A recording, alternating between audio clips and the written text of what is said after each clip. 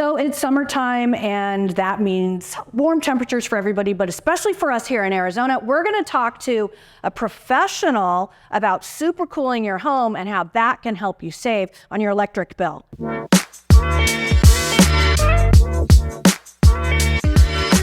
Sold by Sakala. Hey, I'm joined by John Crawford, who is the owner and operator of Cold Fusion Mechanical. So I've tried the supercooling, John. I can't get it figured out. Can you just explain really quickly what that is? My pleasure. Well, supercooling is kind of an old concept that has gained a lot of traction in recent years.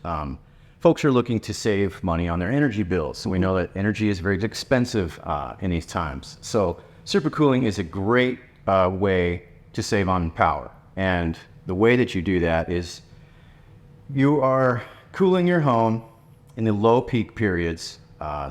Which is what time? Oh, that depends on your utilities provider. Okay. You need to check in with them and see what their schedules are for peak and non-peak usage times. But supercooling in a nutshell is during low peak periods, you want to remove as much heat as you can from the inside of the home.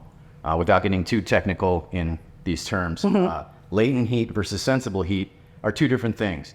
And these things will work together to either help you or hinder you as far as cooling the home goes. Basic rule of thumb for supercooling is to try and gain 10 degrees worth of temperature from your normal set point, we'll say average of 78 or 76.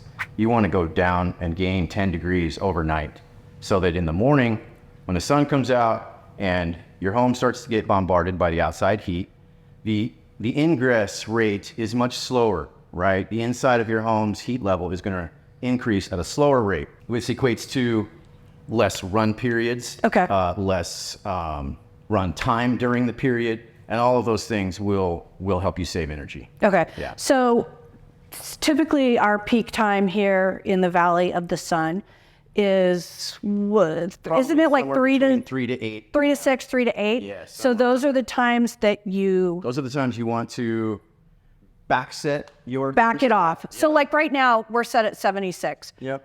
Which actually is a little bit lower than I would normally have it, but this is really where I need it to be to even feel comfortable. Comfortably maintained. Yeah. Correct. I understand that.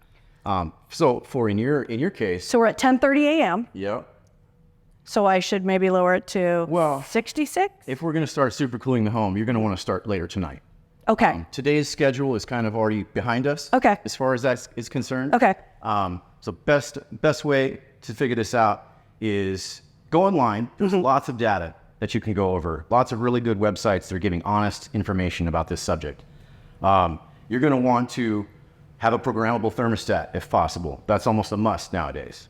So set your program according to the best framework that you can find for your home. And there's going to be a little bit of testing involved in this. You're going to find different temperature ranges will provide you with different numbers. The national average on the top end of savings for your power bill is probably about 25%. Okay. Everyone's case is going to be unique, but it's a great way to start. As long as you maintain your systems, get them checked every spring at least, you will do yourself a favor in the long run. So just like in a nutshell, let's go over this really quickly. If I was going to start supercooling today, I would want to start tonight at like 8 p.m. when we're off peak. Off peak, yeah. And turn it down by what, 10 degrees? How much lower from where I normally have it, which is at 76, 78? How much lower should I put it? I personally like to use more of an incremental type scale. Okay. At the off-peak time, say 8 o'clock, I will drop it by 2 to 4 degrees. Okay. And then say when you go to bed, you want to drop it, that's your major drop point, another 4 to 6 degrees. So your total drop needs to be 8 to 10 degrees before your morning period starts. Okay. So say you get up at 7 a.m. Is that when you should back it off? Or, I mean, I know you said you could set it, but when do you start backing it off? Yeah. Okay. 6 to 7 a.m., you're going to come up by 2 degrees, but the room temperature is going to be so low that the rate of increase in heat in your home, you won't even reach your set point until probably noon. And that's really the goal. Okay. The more times your system cycles, the on and off, that's where we use a lot of power. Short cycling can become a problem if we don't remove enough heat from the home. That's why in summertime, folks will complain that 78 and 80 degrees doesn't feel cool because Right. we're not removing enough heat to beat the sun. Right.